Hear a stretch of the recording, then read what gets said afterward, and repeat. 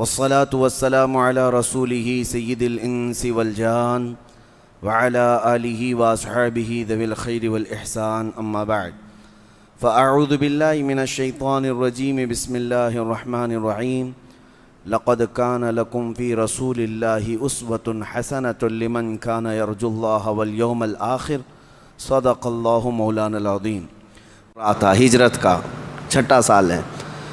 اس چھٹے سال میں بہت سارے اہم واقعات پیش آئے، لیکن جو تاریخ کا ایک سب سے بڑا اہم واقعہ پیش آیا ہے چھٹے سال میں، وہ صلح حدیبیہ کا واقعہ ہے۔ مسئلہ یوں تھا کہ ذی القعدہ کا مہینہ چل رہا تھا، شوال کے بعد ذی القعدہ ہے۔ نبی کریم صلی اللہ تعالیٰ علیہ وسلم مدینہ طیبہ سے صحابہ کے ساتھ عمرہ کی غرض سے نکلے، اور 1400 صحابہ حضور کے ساتھ احرام پہن کر کے نکلے تھے۔ ارادہ کیا تھا کہ عمرہ کرنا ہے، جنگ کرنے کی غرض سے نہیں۔ مدینہ طیبہ سے صحابہ جب سے ہجرت کر کے آئے تھے مکہ سے، اس وقت سے لے کر مدینہ طیبہ میں کئی جنگوں میں ہی مصروف رہ گئے اور خانہ کعبہ جانے کا موقع ہی نہیں ملا۔ اب 6 سال کے بعد جب رسول کریم صلی اللہ علیہ وسلم صحابہ کے ساتھ مکہ جا رہے تھے، احرام پہن لیا اور اپنے ساتھ ذبح کرنے والے جانور بھی لے لیے۔ اب جب اسفان نام کا ایک علاقہ ہے، وہاں تک پہنچے رسول کریم صلی اللہ علیہ وسلم، تو آپ کو یہ پہلے سے اندیشہ تھا کہ مکہ کے کفار اتنی آسانی سے عمرہ کرنے نہیں دیں گے۔ اتنی جنگیں ہو چکی ہیں آپس میں، جنگ بدر ہوئی ہے، جنگ احد ہوئی ہے، جنگ خندق ہوئی ہے، بڑی بڑی خون خوار جنگیں ہوئی ہیں، خون ریز جنگیں ہوئی ہیں۔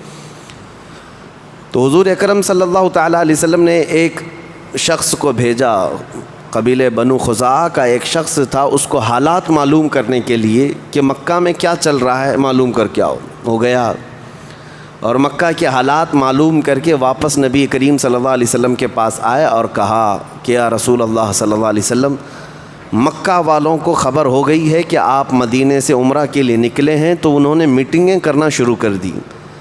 مکہ کے اندر جتنے قبیلے تھے، جتنے خاندان تھے، سبوں نے بیٹھ کر کے یہ میٹنگ کیا ہے کہ آپ کو ہرگز مکہ میں داخل ہونے نہیں دیں گے، اور آپ کے ساتھ جنگ کرنے کی بھی انہوں نے تیاریاں شروع کر دی ہیں۔ اور اس میں سرکردہ سربراہ جو ہے وہ خالد بن ولید تھے اور اکرمہ بن ابو جہل کے بیٹے اکرمہ اور خالد بن ولید۔ ابھی تو وہ اسلام لائے ہوئے نہیں تھے، میٹنگوں میں وہ سر فہرست تھے اور سارے لوگوں کی جماعتیں جمع کر رہے تھے کہ مسلمانوں کو مکہ میں انٹر ہونے نہیں دیا جائے گا۔ اب وہ خبر جیسی ہی حضور اکرم صلی اللہ تعالیٰ علیہ وسلم تک پہنچی، پھر بھی آپ سفر جاری رکھے تھے مکہ کی طرف۔ پھر دیکھا نبی کریم صلی اللہ علیہ وسلم نے خالد بن ولید اپنے لشکریوں کو لے کر کے مکہ سے باہر نکل کر کے ایک علاقہ تھا وہاں پر پڑاؤ ڈال چکے ہیں۔ یہ حملہ کرنے کے لیے، جنگ کرنے کی نیت سے مکہ سے وہ نکل کر باہر آ چکے تھے کہ مسلمانوں کا راستہ روکنا ہے۔ ابھی 35 کلومیٹر دور تھا مکہ۔ نبی پاک صلی اللہ تعالیٰ علیہ وسلم جو شاہراہ تھی، جو بڑا راستہ تھا، اس کو بدل کر کے چھوٹے راستے پر آ گئے، اور اس کے بعد ایک کنویں کے پاس جا کر نبی کریم صلی اللہ علیہ وسلم نے اپنی صحابہ کو اترنے کا حکم دیا۔ یہ وہ علاقہ ہے جس کو حدیبیہ کہتے ہیں، اس علاقے کا نام حدیبیہ تھا، وہ ایک کنواں تھا۔ اب جیسے ہی اترے 1400 صحابہ ہیں، پانی تھوڑا سا اس کنویں میں تھا، چند صحابہ نے پانی کیا لیا، وہ کنواں ہی سوکھ گیا۔ اور یہ گرمیوں کے دن تھے۔ نبی پاک صلی اللہ تعالیٰ علیہ وسلم کے پاس اب صحابہ اپنی شکایتیں لے کر کے آنے لگے کہ ہمارے جانور بھی بھوکے پیاسے اور ہم سب کو بھی پانی میسر نہیں، اور سامنے کفار مکہ کی فوجیں حملہ کرنے کے لیے کھڑی ہیں، اب کیا کیا جائے؟ اور سب کے حال جسموں پر احرام ہے، احرام کی حالت میں تو جو مارنا بھی جائز نہیں، چونٹی مارنا بھی جائز نہیں، اب جنگ کہاں کریں گے، احرام کی حالت میں ہیں۔ نبی پاک صلی اللہ تعالیٰ علیہ وسلم حدیبیہ کے موقع پر صحابہ میں سے ایک صحابی سے کہتے ہیں تمہارے پاس برتن ہے تو لاؤ۔ وہ برتن لے کر کے آئے۔ اللہ کے نبی صلی اللہ تعالیٰ علیہ وسلم نے اپنا ہاتھ اس میں رکھا، اور حضور صلی اللہ تعالیٰ علیہ وسلم نے جیسی برتن میں ہاتھ رکھا، ہر انگلی کے بیچ سے پانی کے چشمے جاری ہو گئے۔ انگلیاں ہیں فیض پر، ٹوٹے ہیں پیاسے جھوم کر، ندیاں پنجاب رحمت کی ہیں جاری، واہ واہ۔ کیا ہی ذوق افزا شفاعت ہے تمہاری واہ واہ، قرض لیتی ہے گناہ پرہیزگاری واہ واہ۔ نبی کریم صلی اللہ تعالیٰ علیہ وسلم کی انگلیوں سے پانی جاری ہونے کا جو معجزہ ہے وہ حدیبیہ کے موقع پر پیش آیا تھا۔ صحابہ کہتے ہیں ہم سبوں نے پیٹ بھر کر پانی پیا، جانوروں کو پانی پلایا اور اپنے اپنے مشکیزے پانی سے بھر لیے، لیکن وہ پانی جوں کا توں جاری ہی رہا۔ پھر اس کے بعد حضور صلی اللہ علیہ وسلم نے اپنا دست مبارک اٹھا لیا۔ صحابہ کہتے ہیں ہم تو اس دن 1400 تھے، اگر 5000 بھی ہوتے تو کسی کو پانی کم نہ ہوتا، اتنا پانی نبی پاک صلی اللہ تعالیٰ علیہ وسلم کی انگلیوں سے، انگشت رسول سے جاری ہوا۔ اس کے بعد حضور صلی اللہ علیہ وسلم نے اس پیالے کا پانی اور اپنا ایک تیر دیا کہ اس کو لے جاؤ اس کنویں میں ڈال دو۔ اس کنویں میں وہ پانی ڈال دیا گیا اور تیر حضور کا اس کنویں میں چھوڑ دیا گیا۔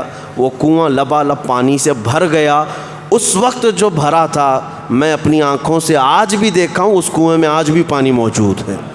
یہ اور بات ہے کہ ابھی چند سال پہلے 4-5 سال پہلے سعودیوں نے اس علاقے کو ایک کمپنی کو رینٹ پر جگہ دے دی، تو اس کمپنی نے پورے کنویں کا احاطہ کر لیا۔ وہ کمپنی کے اندر آ جاتا ہے کنواں، لیکن ابھی بھی کنواں ختم نہیں کیا گیا ہے، وہی پرانی صورت میں کنواں آج بھی موجود ہے۔ ہم گئے ہیں لیکن اس میں دیکھا کہ آج بھی کنواں پانی سے بھرا ہوا ہے اور میٹھا، لہٰذا نہایت ہی شیریں اور میٹھا پانی اس میں موجود ہے۔ یہ معجزہ میرے آقا صلی اللہ تعالیٰ علیہ وسلم کا وہاں پیش آیا۔ اب یہ حدیبیہ کے موقع پر صحابہ اکرام رضوان اللہ تعالیٰ علیہم اجمعین کہتے ہیں نبی کریم صلی اللہ تعالیٰ علیہ وسلم نے اب یہ دیکھا کہ جنگ کی غرض سے ہم آئے نہیں ہیں، لہٰذا بہتر یہ ہے کہ صلح کر لی جائے۔ یہ کفار مکہ جنگ کرنا چاہ رہے ہیں، لڑنا چاہ رہے ہیں، مناسب نہیں ہے۔ اور جبکہ ذوالقعدہ یا حرمت والا مہینہ چل رہا تھا، جنگ جس میں حرام بھی ہے، حضور صلی اللہ علیہ وسلم نے حضرت عمر کو منتخب کیا کہ صلح کے لیے مکہ جا کر بات کریں۔ حضرت عمر کو بلایا، کہا کہ جاؤ ان لوگوں سے کہہ دو کہ ہم جنگ کرنے کے لیے نہیں آئے، ہم صلح کرنا چاہتے ہیں۔ حضرت عمر فاروق رضی اللہ تعالیٰ عنہ نے معذرت کر لی، کہا یا رسول اللہ صلی اللہ علیہ وسلم میں جاؤں گا، میرے سخت ترین دشمن ہیں یہ مکہ والے ہیں، اور مجھ سے اگر سخت جملے نکلیں گے تو یہ میری جان پر حملہ کریں گے اور یہ مجھ سے برداشت نہیں ہو سکے گا، میں وہاں پر لڑ پڑوں گا۔ تو حضور صلی اللہ تعالیٰ علیہ وسلم نے ان کی معذرت کے بعد حضرت عثمان غنی کو بلایا۔ حضرت عثمان غنی اس وقت بھی مکہ والوں کے نظر میں معزز تھے، ان کا خاندان بھی شریف اور وہ لوگوں میں عزت والے تھے مکہ میں۔ تو حضرت عثمان کو بھیجا گیا مکہ، جاؤ صلح کے لیے بات کرو۔ حضرت عثمان غنی احرام کی حالت میں ہے، مکہ مکرمہ آئے، وہاں پر لوگوں میں جو بات چیت چل رہی تھی، جو بڑے بڑے سردار تھے، ان کے پاس جا کر حضرت عثمان غنی نے کہا کہ محمد رسول اللہ صلی اللہ علیہ وسلم کی طرف سے میں قاصد ہوں اور صلح کا پیغام لے کر کے آیا ہوں۔ تو اس میں ابو سفیان اور بھی دیگر بڑے بڑے وہاں پر جو سردار تھے موجود تھے، سبوں نے سنا۔ اس کے بعد کہا اے عثمان ہم آپ کی قدر کرتے ہیں، بات یہ ہے کہ آپ صلح کا پیغام لے کر کے آئے ہیں، پرانے معاملات کی وجہ سے آج ہم آپ کو آپ کے احرام کی وجہ سے مکہ میں داخل ہونے کی اجازت تو دے چکے، اور آپ کو خانہ کعبہ کا طواف کرنے کی بھی اجازت ہے، آپ اپنا عمرہ کر لیں، صحیح کر لیں اور واپس جائیں، لیکن ہم محمد صلی اللہ علیہ وسلم کو ہرگز مکہ میں داخل ہونے نہیں دیں گے۔ حضرت عثمان غنی کہتے ہیں اگر میرے جسم پر یہ احرام قیامت تک بھی رہے، میں بغیر رسول اللہ کے عمرہ ہرگز نہیں کروں گا، رسول اللہ کے بغیر میں عمرہ نہیں کروں۔ وہ حرم شریف تک پہنچ کر کے حضرت عثمان غنی خانہ کعبہ کا طواف نہیں کیا، کہا کہ مجھے منظور ہے، میں یہ احرام کی حالت میں رہوں گا۔ جبکہ مکہ مکرمہ پہنچ جانے کے بعد کعبہ سامنے ہے، صفا مروہ قریب ہے، صرف 7 چکر کعبے کے لگاتے اور 7 چکر صفا مروہ کی صحیح کرتے، ان کا احرام ہو جاتا، اتر جاتا، عمرہ ہو جاتا، لیکن حضرت عثمان غنی نے نہیں کیا۔ یہ صحابہ کا عشق ہے اور یہ صحابہ کا مسلک ہے، بے ان کے واسطے خدا کچھ عطا کرے، ہاشا غلط یہ ہوس بے بصر کی ہے۔ اسی کو اعلیٰ حضرت نے فرمایا تھا بخدا خدا کا یہی ہے در، نہیں اور کوئی مفر مقر جو وہاں سے ہو یہیں آ کے ہو، جو یہاں نہیں تو وہاں نہیں۔ نبی کریم صلی اللہ تعالیٰ علیہ وسلم کو چھوڑ کر کے کون سا دین ہے؟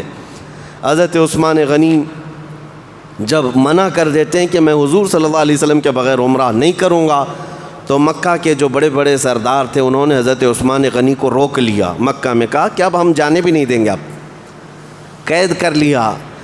لیکن یہ قید کرنا ایسا مشہور ہو گیا کہ حدیبیہ کے مقام پر جو 1400 صحابہ حضور کے ساتھ تھے، سبوں میں یہ افواہ پھیلا دی گئی کہ حضرت عثمان غنی کا قتل ہو گیا، مکہ والوں نے ان کو قتل کر دیا۔ اور اس زمانے میں کیا، آج کے زمانے میں بھی کسی ایمبیسیڈر کا قتل کرنا، کسی قاصد کا قتل کرنا بہت بڑا گناہ، بہت بڑا جرم سمجھا جاتا ہے۔ اب وہ حضور کے ایمبیسیڈر تھے، ترجمان تھے، قاصد بن کر کے گئے تھے۔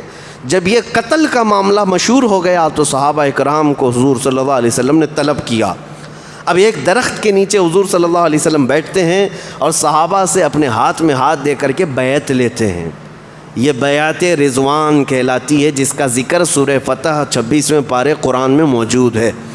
نبی پاک صلی اللہ علیہ وسلم نے صحابہ سے یہ عہد لیا کہ تم یہ وعدہ کرتے ہو کہ آخری سانس تک تم ہماری وفاداری پر قائم رہو گے، اللہ اور اس کے رسول کی رضا پر ڈٹے رہو گے۔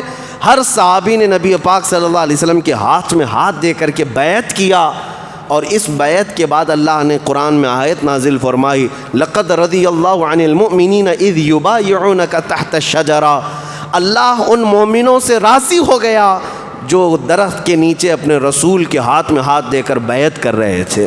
اور قرآن میں اللہ فرماتا ہے ان الذین یبایعونک انما یبایعون اللہ، جن لوگوں نے اے رسول آپ کے ہاتھ میں بیعت کیا ہے، حقیقت میں انہوں نے اللہ سے بیعت کیا ہے۔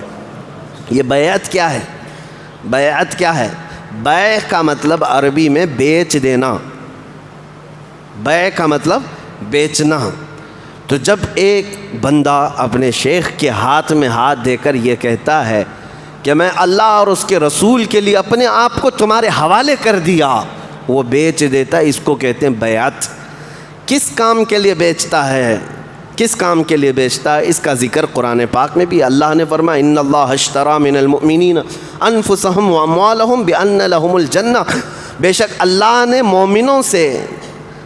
مومنوں سے ان کی جان اور ان کی مال کو خرید لیا، اللہ نے خریدا۔ مومنوں سے اللہ نے ان کی جان اور ان کے مال کو خرید لیا، اس بدلے میں کہ ان کے جان اور مال کے عوض اللہ ان کو جنت عطا فرمائے گا۔ یہ سودا ہے، یہ بیعت اسی کو کہتے ہیں۔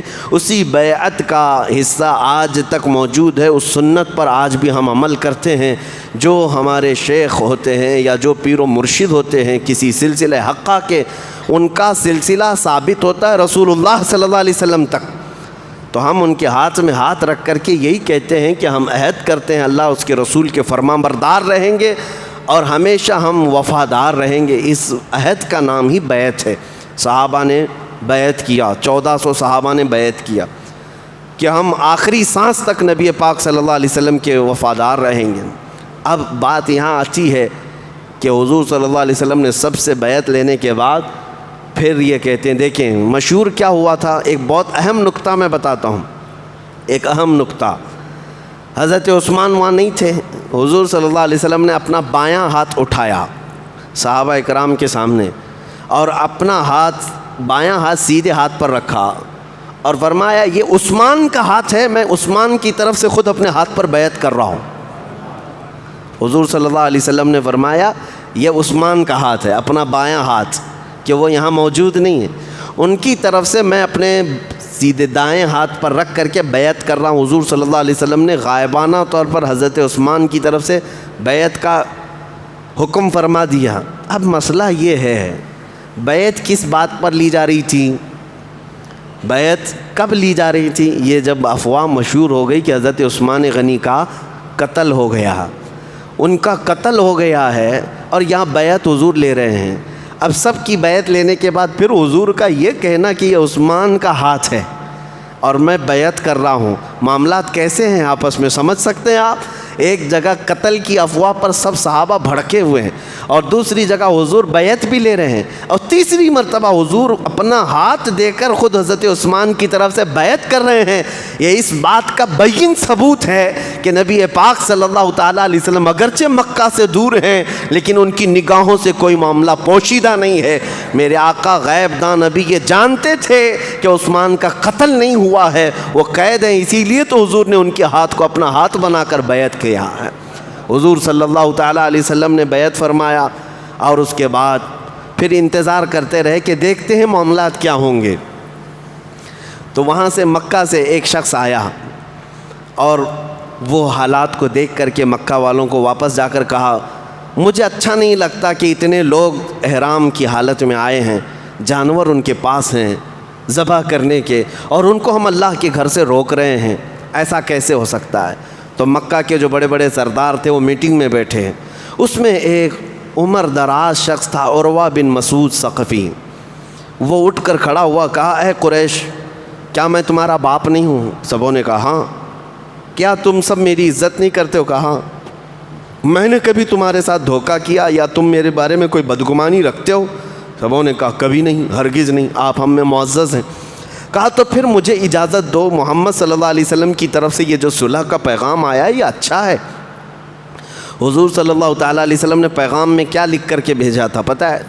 حضرت عثمان سے کہا تھا کہ جا کر یہ پیغام دینا کہ ہم جنگ کے لیے نہیں آئے، ہم عمرہ کرنے کے لیے آئے، ہمیں عمرہ کرنے دیا جائے، اور دوسری بات ہم اب آپ کے ساتھ صلح کرنے کا پیغام بھیج رہے ہیں، اور تمہارے بھی حالات ایسے ہیں کہ کئی جنگوں میں تمہارا بہت نقصان ہو چکا ہے، بدر میں، احد میں، خندق میں، بہت سارا تمہارا جانی نقصان بھی ہوا، مالی نقصان بھی ہوا ہے، جنگ سے کوئی فائدہ نہیں ہونا ہے، تمہاری بھی بھلائی اسی میں ہے کہ صلح کر لو۔ اور حضور صلی اللہ علیہ وسلم نے آخر میں یہ جملہ فرمایا تھا، اور اگر وہ اس بات پر راضی نہ ہوئے تو ان سے کہنا کہ اگر تم جنگ ہی کرنا چاہتے ہو تو محمد صلی اللہ علیہ وسلم اس وقت تک تم سے جنگ کریں گے جب تک کہ گردن ان کے جسم سے الگ نہ ہو جائے، سب سے جنگ کریں گے۔ تو یہ پیغام جب پہنچا تو وہاں کے لوگوں نے دیکھا، پھر عروہ بن مسعود ثقفی جو ان کے اندر عمر دراز شخص تھا وہ کھڑا ہوا، کہا میں جاتا ہوں معاملات کو بات کرتا ہوں۔ وہ آیا حدیبیہ کے موقع پر، جہاں حدیبیہ حضور صلی اللہ تعالیٰ علیہ وسلم کا صحابہ کا پورا لشکر پڑاؤ ڈالا ہوا ہے، وہ سیدھے آ کر نبی کریم صلی اللہ تعالیٰ علیہ وسلم کے ساتھ بات کرنے لگا، اے محمد صلی اللہ علیہ وسلم، میں آپ کو بڑا عزت والا جانتا ہوں، آپ کی قدر بھی کرتا ہوں، آپ نے صلح کا پیغام بھیجا بہت اچھا ہے، لیکن کیا آپ دیکھ رہے ہیں آپ نے کہا ہے کہ قریش کے ساتھ آپ جنگ کریں گے اور ان کو ختم کر دیں گے، کیا آج تک تاریخ میں ایسا ہوا ہے کہ کوئی شخص اپنے ہی خاندان کو تباہ کرتا ہو؟ اور اگر قریش مکہ والے تم پر غالب آ گئے اے محمد تو یہ جتنے آپ کے ساتھ دکھ رہے ہیں نا یہ سب چھوڑ کر بھاگ جائیں گے آپ کو۔ صحابہ کو تانا مارا، حضرت ابو بکر صدیق وہاں موجود تھے، غیرت ایمانی ایسی جاگی کہ کھڑے ہوئے اتنا سخت جملہ کہا وہ بڈھے ہے، جا تیری جو دیوی ہے لات اس کی شرمگاہ چاٹتا بیٹھ، ہم محمد صلی اللہ تعالیٰ علیہ وسلم کے وہ وفادار ہیں کہ ہمارے جسم میں خون کا آخری قطرہ جب تک ہے ہم حضور کے قدموں سے پیچھے نہیں ہٹیں گے۔ اور اس کے بعد حضرت مغیرہ بن شعبہ رضی اللہ تعالیٰ عنہ حضور صلی اللہ علیہ وسلم کے پیچھے کھڑے رہتے تھے ہمیشہ۔ یہ عروہ بن مسعود کبھی بات کرتے کرتے حضور کی داڑھی تک ہاتھ لگاتا تھا، اس کو یہ لگتا تھا کہ عرب کا دستور ہے جو بڑا آدمی ہے وہ چھوٹے سے بات کرتا ہے، تو اس طرح جب وہ حضور کی طرف داڑھی کو ہاتھ بڑھاتا حضرت مغیرہ بن شعبہ چیختے ہیں، کہا کہ ہاتھ نیچے رکھو، ہاتھ نیچے رکھ کر کے بات کرو۔ وہ کہتا کہ یہ عرب کا دستور ہے جو بڑا ہوتا ہے وہ اسی طرح سے بات کرتا ہے۔ حضرت مغیرہ بن شعبہ نے کہا بڑا ہوتا ہے یا جو دستور ہے وہ تمہارا ہے، جس کے سامنے تم بات کر رہے ہو وہ عام آدمی نہیں، وہ اللہ کا رسول ہے، تمہیں تمیز سے رہنا ہوگا۔ اس کے بعد دوبارہ جب اس نے ہاتھ اٹھایا تو اپنی تلوار اٹھائی حضرت مغیرہ بن شعبہ نے، اور تلوار کی جو ڈھال ہے اس سے ہاتھ کو ایسا مارا کہ بوڑھے کا ہاتھ نیچے آ گیا۔ کہا کہ اس کے بعد اگر ہاتھ اٹھا تمہارا بات کرنے کے لیے بھی حضور کی طرف تو پھر تمہارے مونڈے سے ہاتھ الگ ہو جائے گا۔ یہ صحابہ کا جذبہ تھا۔ وہ نبی کریم صلی اللہ تعالیٰ علیہ وسلم کے متعلق اتنے حساس تھے، اتنے سینسیٹیو ہوتے تھے کہ وہ چھوٹی سی بھی ہلکی سی بھی چیز دوسروں کی طرف سے برداشت نہیں کرتے۔ اب اس کے بعد عروہ بن مسعود ثقفی بات چیت کر کے واپس مکہ والوں کے پاس آیا۔ مکہ والوں نے پوچھا چچا جان آپ نے بات کیا، کیا حل نکلا؟ کہا کہ آؤ میں تمہیں بتاتا ہوں، ان سے جنگ کرنا اچھا نہیں ہے، ان سے جنگ مت کرو، سب تباہ ہو جاؤ گے۔ کہا کیوں؟ ان سے جنگ کیوں نہ کریں، کیا ان کے پاس بہت ہتھیار ہیں؟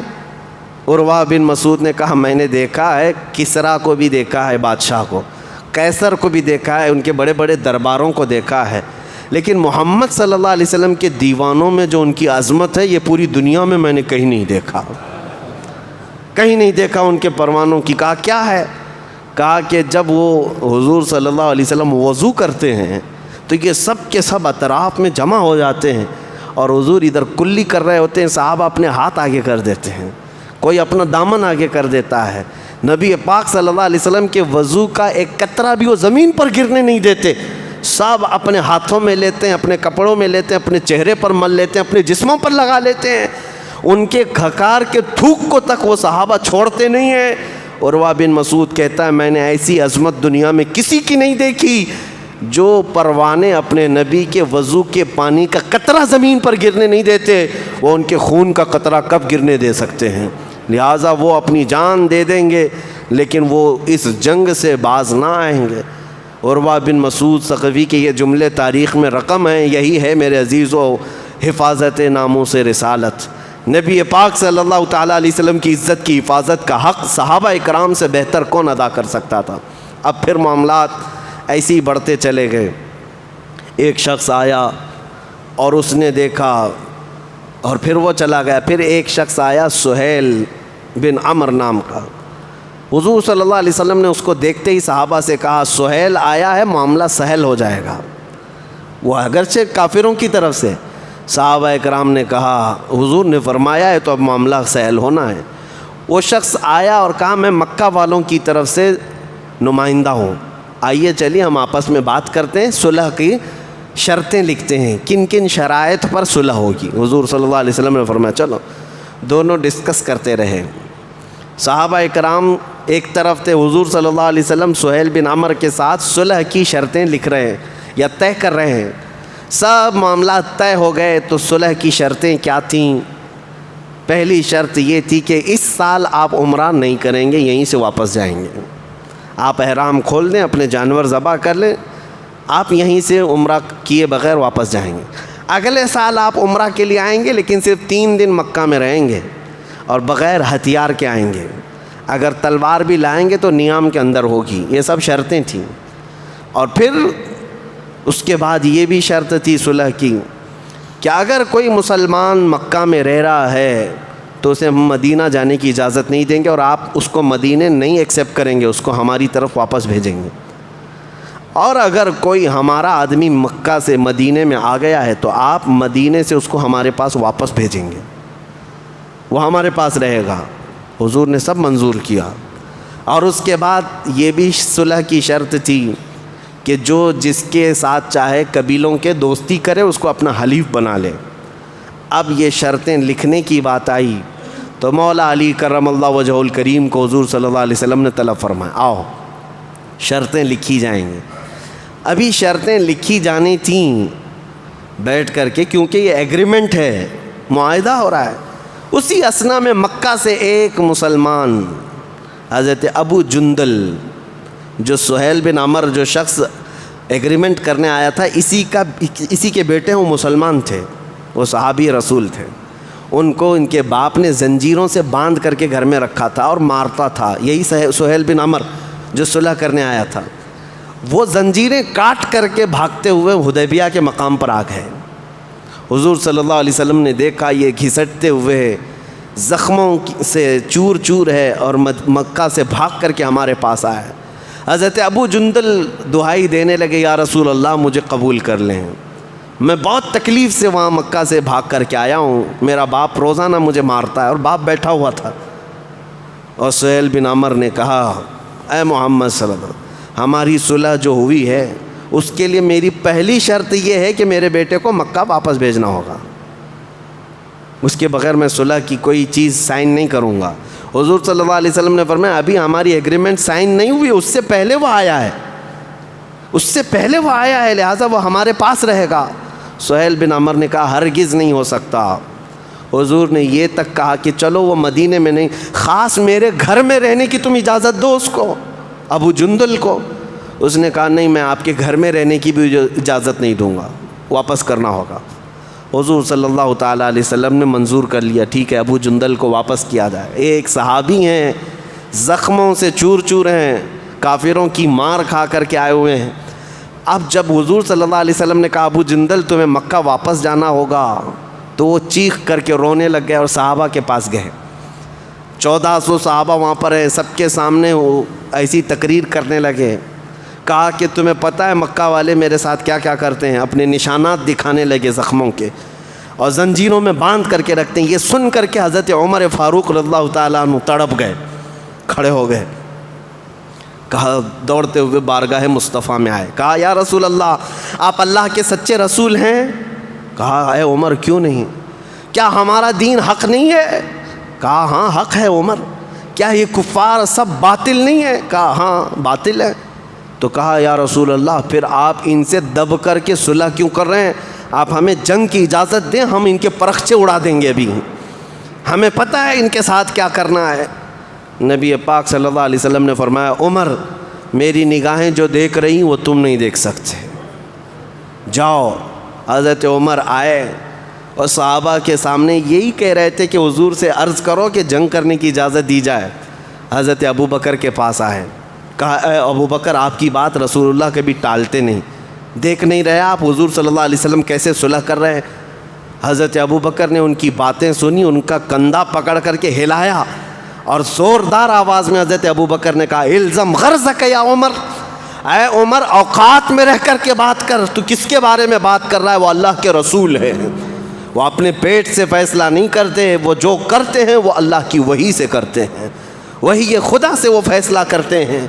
حضرت عمر اس وقت کہتے ہیں اس وقت اچانک مجھے احساس ہوا کہ میں نے غلطی کیا ہے، جذبات میں آ کر کے میں نے غلطی کیا ہے۔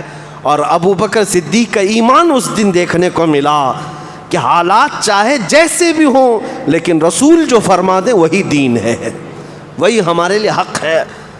ابو جندل کو واپس کرنا پڑا۔ کئی معاملات ہوئے اس حدیبیہ کے موقع پر، بتانا بہت اہم ہے۔ صحابہ کا ایمان دیکھیں آپ، ہر گھڑی آزمائش ہے ان کی۔ ابو جندل کو واپس کیا مکہ۔ اب صلح نامہ جب لکھنے کی بات آئی حضرت علی کو بلایا حضور نے، قلم لو لکھو۔ اب لکھنے کا جو تھا بسم اللہ الرحمن الرحیم، تو سہیل بن عمر جو صلح کرنے کے لیے آیا تھا کافروں کی طرف سے، وہ اٹھ کر کے بیٹھا اور کہا ہم رحمان کو جانتے ہی نہیں، ہم رحمان کو نہیں جانتے، خدا کا نام اس میں مت لکھو، پہلے سے ہمارا جیسے دستور ہے بسمک اللہم بس اتنا ہی لکھنا ہے، الرحمن الرحیم نہیں۔ حضرت علی اور جو صحابہ تھے کہا کہ نہیں ہمارا دستور ہے کہ ہم بسم اللہ الرحمن الرحیم ہی لکھیں گے۔ حضور نے اس بحث و تکرار کو منع کر دیا اور کہا ٹھیک ہے مٹا دو، مٹا دو، اتنا ہی لکھو جتنا ہی بول رہے ہیں۔ صحابہ کے لیے بہت بڑی آزمائش کا وقت تھا۔ پھر اس کے بعد صلح نامہ لکھا گیا تو نیچے حضرت علی نے یہ لکھا ھذا ما قاضى علیہ محمد رسول اللہ صلی اللہ علیہ وسلم، یہ وہ شرطیں ہیں جس پر صلح کے لیے محمد رسول اللہ نے منظوری فرمائی ہے، فیصلہ کر لیا ہے۔ تو اس پر بھی ان کافروں نے اعتراض کیا، آپ محمد بن عبداللہ ہیں، محمد رسول اللہ نہیں ہیں، اگر ہم آپ کو رسول مانتے تو اتنا جھگڑا ہی کیوں ہوتا، آپ رسول اللہ کا لفظ کیوں لکھوائے اس پہ؟ حضور صلی اللہ علیہ وسلم نے فرمایا نادانو، میں اللہ کا رسول ہوں، یہ اور بات ہے کہ تم جھٹلاتے ہو، میں اللہ کا سچا رسول ہوں۔ انہوں نے کہا ہم نہیں مانتے، یہ لفظ اس میں صلح میں نہیں ہونا چاہیے، ایک ایک پوائنٹ پر پکڑ کر کے وہ امتحان ہے۔ حضور صلی اللہ علیہ وسلم نے حضرت علی سے کہا علی اس کو بھی مٹا دو، محمد بن عبداللہ لکھو۔ حضرت علی قلم چھوڑ کر کے اٹھ گئے، کہا یا رسول اللہ یہ مجھ سے نہیں ہو سکے گا کہ آپ کے نام کے ساتھ میں رسول اللہ کو مٹا دوں، زندگی ختم ہو جائے گی لیکن لفظ رسول اللہ کو میں یہاں سے ہرگز نہیں مٹا سکوں گا۔ حالانکہ حضرت علی سے زیادہ فرمانبردار کون ہو سکتا ہے؟ حضور صلی اللہ علیہ وسلم کے لیے جنہوں نے اپنا سب کچھ فنا کیا ہے، لیکن بات جب جذبہ عشق کی آتی ہے تو ایک محب اور ایک محبوب کے درمیان کے معاملات، یہ نافرمانی نہیں کی حضرت علی نے، وہ جذبہ فرط محبت میں کہا کہ یا رسول اللہ مٹانا مجھ سے نہیں ہو سکتا، آپ کے نام کے ساتھ رسول اللہ کا لفظ رہے گا۔ حضور صلی اللہ علیہ وسلم نے فرمایا علی کہاں ہے وہ لفظ؟ حضرت علی نے کہا یہ ہے۔ حضور صلی اللہ علیہ وسلم نے اپنے ہاتھ سے وہ لفظ مٹایا، حضرت علی برداشت نہ کر سکے۔ اندازہ کریں، ایک طرف ان کا امتحان ہے اور ایک طرف عشق رسول بھی ہے، ایک طرف رسول اللہ کی ذات ہے، ہر چیز کو وہ ایکسیپٹ کرتے جا رہے تھے۔ کیوں؟ رسول اللہ کا فیصلہ تھا۔ بظاہر حالات ایسے دکھ رہے تھے کہ مسلمانوں کو ایسا نہیں کرنا چاہیے، نہیں کرنا چاہیے، لیکن رسول اللہ نے جو فیصلہ کیا اس پر منظور رہنا بھی ضروری تھا۔ صلح نامہ طے ہو گیا، اب وہ لے کر کے مکہ چلے گئے۔ اب یہاں بات صحابہ کی ہے کہ ان کو واپس جانے کے لیے تو کہنا ہے احرام کھولو، جانور ذبح کرو، اپنے بال یہیں منڈا لو۔ یہاں پر بھی دیکھیں امتحان ہے، جو مدینے سے چل کر کے آئے ہوں 450 کلومیٹر اور مکہ 35 کلومیٹر باقی ہے، اور ان کو کہہ دیا جائے کہ اب عمرہ نہیں ہے تمہارا، جاؤ یہاں سے، کیا گزرچی ہوگی۔ حضور صلی اللہ تعالیٰ علیہ وسلم نے سارے صحابہ سے کہا ہم نے صلح کر لیا، اس سال عمرہ نہیں کریں گے، احرام اتار دو، اپنے بال منڈا لو، حلق کر لو اور واپس جانا ہے۔ حضور نے ایک بار فرمایا، کوئی صحابی اٹھے نہیں، یہ بھی نافرمانی نہیں ہے۔ دوسری بار حضور نے فرمایا اٹھو، اپنے احرام کھول لو، کوئی نہیں اٹھا، سر جھکائے بیٹھے رہے۔ یہاں پر میں آپ کو بتاؤں یہ نافرمانی نہیں، صحابہ کے دل میں یہ تھا کہ ابھی اللہ کوئی آیت اتارے گا، ابھی اللہ کوئی حکم اتارے گا اپنے نبی پر، اور نبی کریم فرمائیں گے اٹھو جنگ کرنا ہے، اور ہم جنگ کریں گے، ان کفار کو بتا دیں گے۔ اس انتظار میں تھے کہ وہی اترے گی، وہی اترے گی۔ اب 3 بار حضور نے فرمایا، واپس اپنے خیمے میں آ گئے۔ اس وقت سلمہ رضی اللہ تعالیٰ عنہ حضور کی زوجہ مطہرہ، ہم مومنوں کی ماں، حضور کے ساتھ تھیں۔ حضور بڑے غمگین تھے۔ سلمہ سے کہتے ہیں اے سلمہ، آج تک میرے صحابہ نے میری بات پر اتنی تاخیر نہیں کی، لیکن میں نے آج دیکھا کہ ان میں سے کوئی اٹھتا نہیں ہے، اپنے بال بھی نہیں منڈاتے، احرام بھی نہیں کھولتے ہیں۔ تو سلمہ رضی اللہ تعالیٰ عنہ، جن کے متعلق آ گیا عورتوں میں اگر کوئی مشورہ کے لائق ہے تو صرف سلمہ ہے رضی اللہ تعالیٰ عنہ۔ عرض کرتی ہیں یا رسول اللہ صلی اللہ علیہ وسلم، آپ ان سے کیوں فرما رہے ہیں کہ اٹھو احرام کھولو اور اپنے حلق کر لو؟ اس لیے کہ وہ انتظار میں ہیں کہ وہی اترے گی اور آپ کا حکم بدل جائے گا۔ اگر آپ کا فائنل حکم ہے، فیصلہ آپ نے فرما لیا ہے کہ واپس جانا ہے، تو میرے آقا آپ خود خیمے سے باہر جائیں، سب کے سامنے آپ خود حلق فرما لیں، اپنا احرام آپ خود اتار دیں۔ حضرت سلمہ کے مشورے پر رسول کریم صلی اللہ علیہ وسلم باہر آئے اور اپنے بال حضور نے حلق کر لی اور احرام اتار دیا۔ صحابہ نے دیکھا حضور کو سامنے، اور اس کے بعد سب کے سب کھڑے ہو گئے اور کہا اب اس کے بعد کوئی حکم بدلنے والا نہیں ہے۔ رسول اللہ نے حلق کر لیا، احرام اتار دیا، تو چلو۔ سارے صحابہ نے اپنے احرام اتار دیے، حلق کر لیے، اور نہ چاہتے ہوئے دل پر پتھر رکھا ہوگا انہوں نے، حضور صلی اللہ علیہ وسلم کے ساتھ واپس مدینے آئے۔ صحابہ کرام پورے راستے میں بات چیت نہیں کرتے تھے، گم سم تھے کہ کیسے حالات ہیں۔ وہ صحابہ جو جنگ بدر میں ان کی گردنیں اڑا چکے تھے، خندق میں ان کے پسینے چھوٹ گئے تھے کافروں کے، وہ صحابہ آج صلح کر کے جا رہے تھے۔ زندگی میں یہ صلح بھی آنا ضروری ہے، ہر معاملہ جنگ سے ہی نہیں حل ہوتا، مذاکرات بھی کوئی چیز ہے، ان معاملات سے بھی حل کیے جاتے ہیں۔ جب مدینے واپس آئے، اب ہوا یہ کہ سب سے پہلے جو مسلمان مکہ سے بھاگ کر کے آئے وہ حضرت ابو بصیر تھے، ایک صحابی تھے۔ وہ آئے حضور صلی اللہ علیہ وسلم کے پاس، کہا مکہ والے بڑی تکلیف دیتے ہیں۔ تو جیسے ہی وہ آئے، مکہ کے 2 لوگ کافر بھاگتے ہوئے ان کے پیچھے آئے کہ ہمارا ایگریمنٹ ہو چکا ہے، جو مسلمان آئے گا اس کو واپس کرنا ہوگا۔ مکہ والوں کا پیغام لے کر کے وہ آئے، حضور سے کہا کہ آپ وعدہ خلافی نہیں کرتے، ایک شخص ہمارے ہاں سے بھاگ کر کے آئے، اس کو واپس کریں۔ حضور صلی اللہ علیہ وسلم نے ابو بصیر سے کہا جاؤ، ہم عہد شکنی والے لوگ نہیں ہیں، ہم وعدے کی وفا کرتے ہیں، تم واپس چلے جاؤ۔ حضرت ابو بصیر روتے گڑ گڑاتے واپس گئے مکہ میں۔ بیچ راستے میں ہوا یہ کہ وہ دو آئے تھے ایک مقام پر، حضرت ابو بصیر ان کے ساتھ بیٹھ کر کھانا کھا رہے تھے. حضرت ابو بصیر نے ان سے کہا کہ تمہاری تلواریں بڑی اچھی ہوتی ہیں، تعریف ہے. وہ خوش ہو کر کے اپنی تلوار دیے تو حضرت ابو بصیر نے تلوار اٹھائی اور گردن مار دی. جو پکڑ کر کے مکہ واپس لے جا رہے تھے ان کو قتل کر دیا. اور اس کے بعد پھر بھاگتے ہوئے مدینے آئے. کہا کہ یا رسول اللہ آپ نے اپنا وعدہ پورا کیا، کافر آئے تھے ان کے ساتھ آپ نے مجھے واپس بھیج دیا، اب میں ان کا کام تمام کر چکا ہوں اور واپس میں مدینے آیا ہوں، مجھے مدینے رکھ لیں. حضور صلی اللہ تعالیٰ علیہ وسلم غضبناک ہوئے. کہا اس شخص نے تو جنگ کو بھڑکا دیا، کاش تمہارے ساتھ کوئی اور ہوتا جو اس معاملے کو ہونے سے روک دیتا. حضور صلی اللہ تعالیٰ علیہ وسلم نے کہا کہ معاملات کہیں بڑھ نہ جائیں، ان کے متعلق میں حکم کروں گا. تو وہ ڈر گئے کہ اب پھر واپس مجھے مکہ بھیجیں گے حضور. تو دوسرے دن صبح پہلے ہی مدینے سے بھاگ کر سمندر کے کنارے جا کر پناہ لے لی، ایک چھوٹی جگہ پر، نہ ادھر نہ ادھر. اب ہوا یہ کہ مکہ کے حضرت ابو جندل جو بیڑیوں میں جکڑے ہوئے تھے حدیبیہ کے مقام پر آئے، وہ بھی مکہ سے بھاگ کر کے اسی سمندر کے کنارے آ گئے. اب جب دو لوگ جمع ہوئے تو جتنے مکہ میں مسلمان قیدی تھے ایک کے بعد دیگرے بھاگتے بھاگتے مکہ سے اسی جگہ جمع ہونے لگے. وہ تقریباً 70 کی تعداد میں ہو گئے. اب وہ سمندر کے کنارے جہاں جا کر کے جمع ہوئے، وہ راستہ ایسا تھا کہ مکہ والے جب بھی ملک شام یا یمن تجارت کرنے کے لیے جائیں گے تو وہیں سے جانا پڑتا.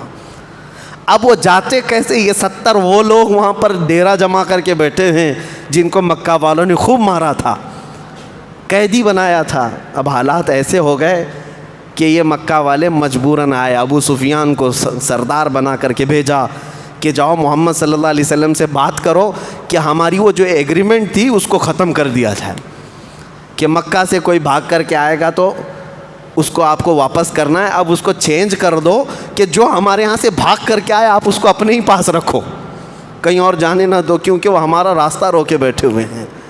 جب یہ ایگریمنٹ ختم کرنے کی بات آئی نبی پاک صلی اللہ علیہ وسلم کی، تو حضور صلی اللہ تعالیٰ علیہ وسلم کے پاس ابو سفیان یہ بات کرنے کے لیے آیا. مدینے میں کوئی ابو سفیان سے بات کرنے والا نہیں. یہاں بھی کمال عشق دیکھیں، ابو سفیان کی بیٹی ام حبیبہ رضی اللہ تعالیٰ عنہ حضور کی زوجہ ہیں، ام المومنین ہے، باپ کافر ہے، بیٹی حضور کی زوجہ ہے. جب ابو سفیان نے سب سے بات کرنے کی کوشش کی، کوئی بات نہیں کر رہا ہے، تو اپنی بیٹی کے گھر آئے. میری بیٹی حضور کی زوجہ ہے. ام حبیبہ کے مکان پہ آئے. جیسے ہی آئے بستر لگا ہوا تھا حضور پاک صلی اللہ علیہ وسلم کا. جیسے ہی وہ گھر کے اندر داخل ہوئے، ام حبیبہ رضی اللہ تعالیٰ عنہ نے بستر کھینچ لیا، چادر کھینچ لیا. کہا کیا بات ہے، کیوں آئے؟ ابو سفیان نے کہا بیٹی اپنے باپ کے لیے تو یہ چادر نہیں رکھتی. ام حبیبہ نے کہا یہ نہایت ہی دنیا کی پاکیزہ چادر ہے، اس پر اللہ کے رسول بیٹھتے ہیں، میں کسی کافر کو اسے بیٹھنے نہیں دے سکتی. اپنے باپ کے لیے انہوں نے چادر نہیں رکھی، کھینچ لیا. اور اس کے بعد ابو سفیان نے کہا یہاں کہیں دال گلنے والی نہیں ہے، جب میری بیٹی کے گھر بات نہیں ہو سکتی تو دوسروں کے ہاں کیا ہو سکتی ہے. واپس چلے گئے. اور اس کے بعد یہ ایگریمنٹ جو تھی وہ ختم ہو گئی. 1 سال نہیں گزرا تھا کہ رسول اللہ صلی اللہ علیہ وسلم 10,000 صحابہ کو لے کر دوسرے سال مکہ کے لیے روانہ ہوتے ہیں. یہ رمضان کا مہینہ تھا، عمرہ کی غرض سے نکلے رسول کریم صلی اللہ علیہ وسلم. اب حالات مکہ کے ایسے بدل گئے تھے کہ سب میں آپس میں اختلاف، لڑائیاں، قبیلے آپس میں دور ہو چکے تھے. اب کسی کے پاس لڑنے کی طاقت ہی نہیں تھی. نبی پاک صلی اللہ تعالیٰ علیہ وسلم جب مکہ میں داخل ہو رہے تھے، اس شان سے داخل ہو رہے تھے کہ قرآن کی آیت جو ہے انا فتحنا لک فتحا مبینا، اے محبوب ہم نے آپ کو روشن فتح عطا فرمائی ہے. حضور بغیر جنگ و جدال اور قتل و قتال کے مکہ میں داخل ہوئے. 20 رمضان کا دن تھا. حضور آتے ہیں مکہ مکرمہ میں، سیدھے خانہ کعبہ کے اندر موجود سارے بتوں کا صفایا کیا اور بلال حبشی کو کعبے پر چڑھا کر پہلی اذان وہاں سے دی گئی ہے. یہ مکہ فتح ہوا. اس وقت حضور صلی اللہ علیہ وسلم سے ڈرے ڈرے بھاگ رہے تھے کافر، جتنے دنوں تک جنگ کرتے تھے، لڑتے تھے. آج حضور کے بارے میں قیدی، حضور کے پاس قیدی بن کر آئے تھے. اور صحابہ نعرہ کیا لگا رہے تھے؟ الیوم یوم الملحمہ، الیوم یوم الملحمہ. آج تو گوشت کے چھتڑے اڑانے کا دن ہے، آج تو گوشت کے ٹکڑے اڑانے کا دن ہے. ماریں گے اتنے کہ ٹکڑے ٹکڑے ہو جائیں گے. صحابہ جوش میں یہ نعرہ لگا رہے تھے. رسول کریم صلی اللہ تعالیٰ علیہ وسلم نے سارے قیدیوں کو جمع کیا اور اس کے بعد صحابہ کا یہ نعرہ بدل دیا, الیوم یوم الملحمہ, آج گوشت کے ٹکڑے اڑانے کا دن ہے. حضور نے بدل کر کہا نہیں, الیوم یوم الرحمہ, آج کا دن رحم کرنے کا دن ہے. اذهبوا انتم الطلقاء, جتنے قیدی ہو کر کے آئے وہ جاؤ, سب کے سب تم آزاد ہو, سب کے سب تم آزاد ہو. سب کو آزاد کیا. فتح مکہ کا مکمل خلاصہ, یہاں کیا کیا معاملات ہوئے انشاءاللہ اگلی سیرت کے درس میں عرض کیا جائے گا. یہ 6 ہجری کا ایک واقعہ میں نے پیش کیا ہے, سال بھر اور بھی مختلف واقعات پیش آئے. انشاءاللہ اس سلسلہ سیرت میں زندگی باقی رہی تو پیش کیا جائے گا. دعا ہے مولا رب العزت تیرے حبیب کے جلووں میں زندگی عطا فرما اور تیرے رسول کے قدموں میں موت عطا فرما. وآخر دعوانا ان الحمد للہ رب العالمین.